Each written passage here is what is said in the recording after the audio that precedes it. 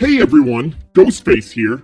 I know I haven't talked much of it since, well, this is a Dead by Daylight channel, but Evil Dead the game is something I have been waiting for with eager anticipation. Any entry to the asymmetrical horror genre is a welcome one.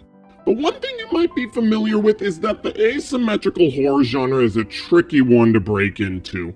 No, not you. It wasn't your fault. No other game seems to be able to beat the tyrant that is Dead by Daylight. In the near future, we'll have new asymmetrical titles from the likes of VHS, Texas Chainsaw Massacre, and now, most recently, Evil Dead. But how well does Evil Dead compare to the king of multiplayer horror, Dead by Daylight? Let's take a deep dive and see how Evil Dead fares from a Dead by Daylight player.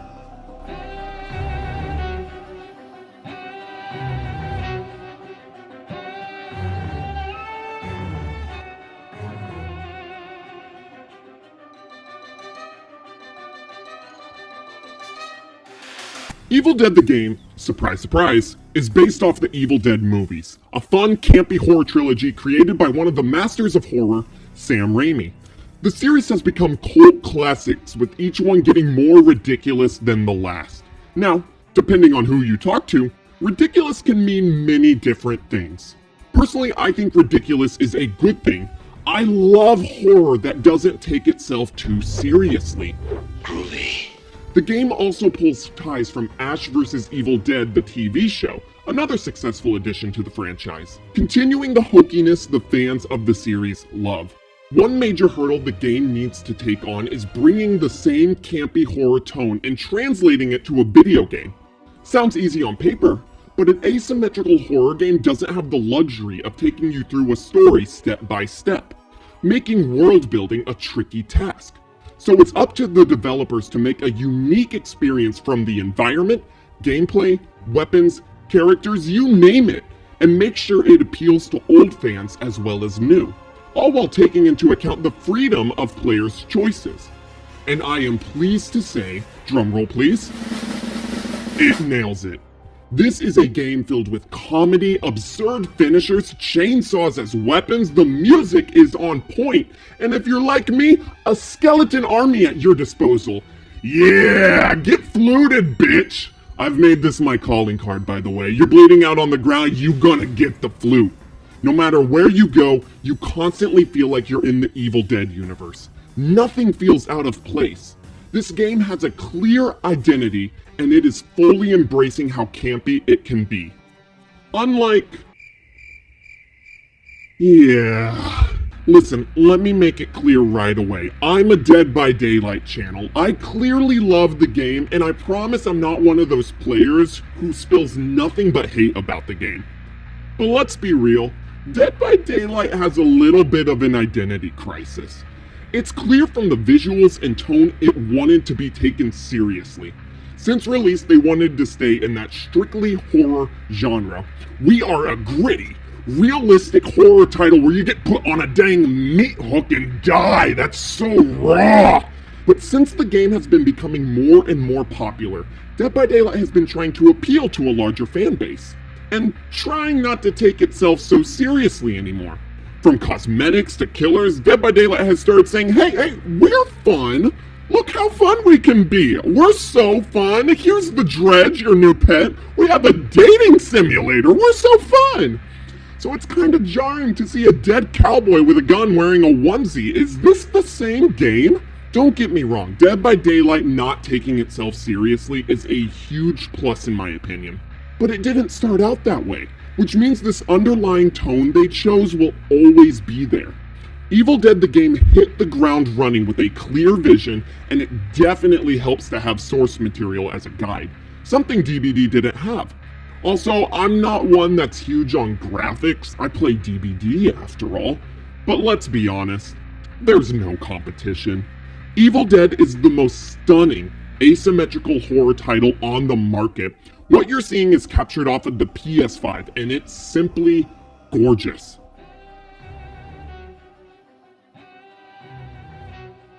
A tale as old as time. 4 survivors versus 1 killer, or in this case, Demon. Survivors have objectives to complete, Demon tries to kill them. Thanks for watching. I am putting Evil Dead's gameplay on the simplest of terms right now, so let's take a deep dive into each role. The survivors do have a crystal clear line of objectives to escape this living hell. Find 3 pieces of a map, fight a swarm of enemies to obtain pages of the Necronomicon, and a dagger. Fight the final boss, and don't allow the demons to destroy the book. Sounds simple, right? Well, yes, but the amount of twists and turns you might come across will never make any playthrough the same. The demon you play against might have different strategies. Throughout the map, you will need to explore your environment to get new gear and level up your survivor. Speaking of exploration in Dead by Daylight doesn't even exist. Best you can do is go to the basement and open a chest. Riveting! Making it to the end of the match unprepared is a one-way ticket to failure, and it's up to your team to balance exploration and objective. You can search chests to get new gear, and more importantly, a fluid called Pink F. Pink F is used to level up your character in real time to make them more capable for the dangers ahead. Because while you're leveling up, the demon is leveling up twice as fast. Every time you go to a new area, you're constantly wondering if the evil is nearby. Will I get ambushed here? What will happen next? Dead by Daylight also has strong elements of unpredictability, but Evil Dead brings it to a much larger scale.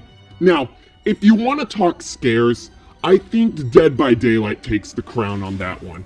Nothing will beat the feeling of having a killer yoink you off a gin unexpectedly or be around the corner you weren't expecting. Evil Dead has many subtle cues that let you know when danger is nearby. Enemies will be making tons of noise as they get closer, and other people might disagree with me, but the demon can send a jump scare to pop out at survivors. I just think they're kinda boring.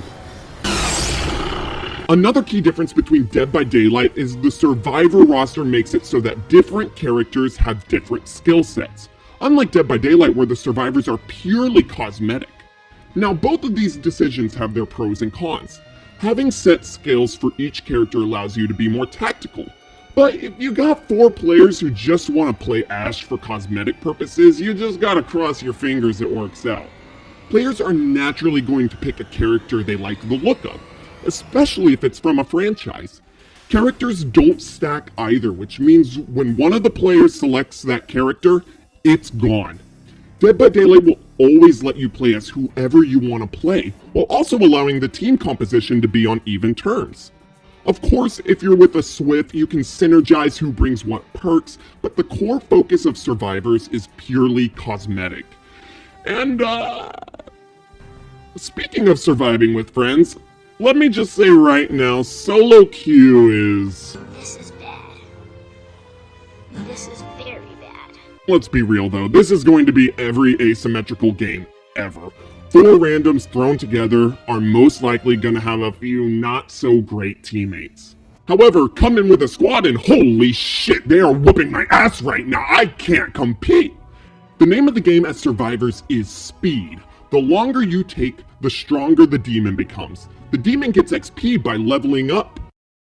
No shit. Why did... The demon gets XP to level up by putting the survivors in dire circumstances, ranging from traps to possession. The more a demon hinders the survivors, the stronger it gets. The faster you get to the end, while still finding the time to level up your gear and yourself without allowing the demon to level up, the easier it is to win. Outside of the matches for both Demon and Survivor, there are unique skill trees for each survivor, giving the game a good and clear progression system. Unlike...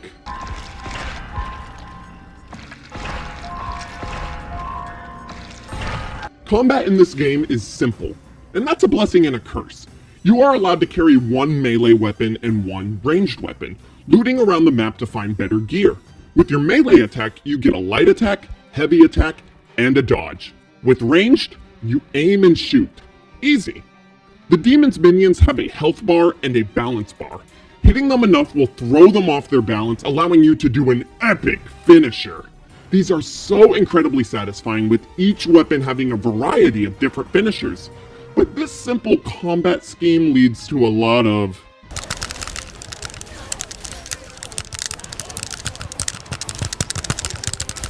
It's clear the combat is simplistic on purpose, Now, Dead by Daylight doesn't have combat, and that's not a bad thing. The whole point of Dead by Daylight was meant to be a cat and mouse hide and go seek. But Dead by Daylight also shares that simplicity in its control scheme, just like Evil Dead, which can lead to it over time getting repetitive. Survivors have stamina to run and dodge, and if you run out of stamina, guess what? You're just gonna get wailed on. This of course can be countered by sticking together and timing dodges correctly, but sometimes the demon has a clear target of the player with the lowest health, and clicking the dodge button simply isn't enough sometimes. That's right, tunneling has made its way to Evil Dead the game. Overall, the survivor role is an action-packed fight to the death experience compared to Dead by Daylight's cat and mouse style of play, which isn't bad. I'm just pointing out the differences. The survivor role is a lot more complex in Evil Dead, and it's one you simply can't run away from.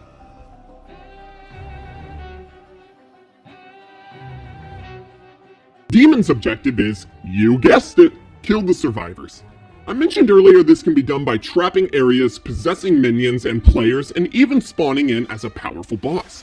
In Dead by Daylight, with most of the killers, your objective is to run to the other side of the map and catch a survivor in the early game, giving you a lot of pressure. But the demon in Evil Dead is a very slow burn role. Unlike Trapper in Dead by Daylight, you have the time and resources to prep an area to your liking. Whereas by the time Trapper is done setting his traps, the survivors are already teabagging you at the exit gate. Setting up a future area to torment the survivors whilst leveling yourself up in the process is crucial to a demon's success. The more survivors trigger your traps, and the more you ambush them, the stronger you become. You power your traps and minions through an energy source you have to collect around the map. Spending your energy wisely is a key element for a demon's success. Possessing objects and players require energy, and you gradually lose energy whilst possessing them. So if you have 101 energy and the cost to possess the car is 100, have fun being in that car for a whole millisecond. I've done this a million times, and I've played against demons who have done the same, and you're gonna do it too, okay? We're learning. Against a strong team of survivors that stick together, you won't be able to simply kill them right off the bat. But what you can do is slow them down, increase their fear level, which makes them possessable, and level up your stats in the process. The role of the demon is a strategic role where you need to be 1, 2, 3 steps ahead of the survivors, rather than chasing them down and doing a quick mind game. There are 3 different demon classes to choose from, all with their own sets of abilities and strengths, but the fundamental gameplay remains the same across the 3. One thing Dead by Daylight excels at more than Evil Dead is that survivors have to adapt their playstyle based on which killer it is. In Evil Dead, aside from a few different approaches to combat, most of the demon gameplay will be exactly the same. Place traps, possess, fight. For survivors, avoid conflict, get the objective done, fight. Again, this is putting it on the simplest of terms due to the scale of each match leading to different experiences. Since the game is brand new, the demon role currently is a breath of fresh air, allowing a different playstyle that's still fun and rewarding. All we can do is hope we get a variety of demons down the line to spice up the gameplay. Both roles in Dead by Daylight are very formulaic. As killer, you have the freedom to choose what actions you do and when you do them, but they can mainly be condensed into 3 things: chase survivors, pressure gens, hook survivors. And for survivors, chase, complete gens, and escape. I'm simplifying again, of course, but what if I told you in Evil Dead, you can possess a survivor and waste all his ammo, take over the survivor's car and drive it into a ditch, possess a survivor who only has seconds to save his teammates and turn him the other direction? You will constantly be playing with your food. It's so fun. Evil Dead's interactive environment allows it to be your playground. What you can interact with in Evil Dead far exceeds what you can do in Dead by Daylight. Now, did I add a whole section to the video where I can just list off all the cool shit I can do? Yeah, I did! You can't do this cool shit in Dead by Daylight. Imagine if you could take the hatchets out of the locker and throw it at the Huntress for a change. Yeah, welcome to Evil Dead! This is the part of the video where I need to get real for a bit. Because even after all the positives I mentioned about Evil Dead, there is still the possibility it can end up in the pile of forgotten asymmetrical horror titles. Why? no plan for the future. Dead by Daylight, love it or hate it, has a consistent period of time where a new killer is added every 3 months, bringing players in and spicing up the gameplay. The cosmetics and Battle Pass help as well, but the real reason players come back is for the addition of consistent and addicting content. But I think there's something in Dead by Daylight's favor that not a lot of people talk about. They are not tied down by a license. Dead by Daylight has proven they are masters at creating original killers as well as establishing connections with licensed horror icons. Whether you love them or hate them as a company, Behavior makes good, lucrative business decisions. Because, newsflash, I know it's crazy to hear, Behavior's a business. They want to make money. Now, leadership choices on the gameplay side of things is questionable, but that's not the point right now. Evil Dead as a whole is tied down by a license. Any demon or survivor has to be one that fits in the Evil Dead world. This makes adding new survivors and demons tricky, and makes me question how they plan to keep the game afloat. If they think the answer is merely cosmetics, they are sorely mistaken. This is not the kind of content that will hold a player base. Of course, adding demons and survivors is the easy answer, but again, we talked about how tricky it will be with a set license. Eventually, it feels like they're going to run out of ideas. They are going to have to get experimental and add new game modes, new weapons, new things for the demons to interact with, and of course, new maps. A quick and easy game mode I came up with while writing this review was maybe add a survival mode. 4 survivors are stuck at the original cabin location from the movies, and a foggy ring, like the one they already have in the game, makes it so you can't leave. Together, you and your team must hold the line, fighting off wave after wave of demons, and seeing the highest round you can get to before your inevitable demise. Each round getting harder and harder. Evil Dead also needs to have a strong social media presence, giving updates and keeping players informed about the things that are soon to come. Everything I just said doubles for the Texas Chainsaw Massacre game as well. Dead by Daylight excels because it is not tied down by anything.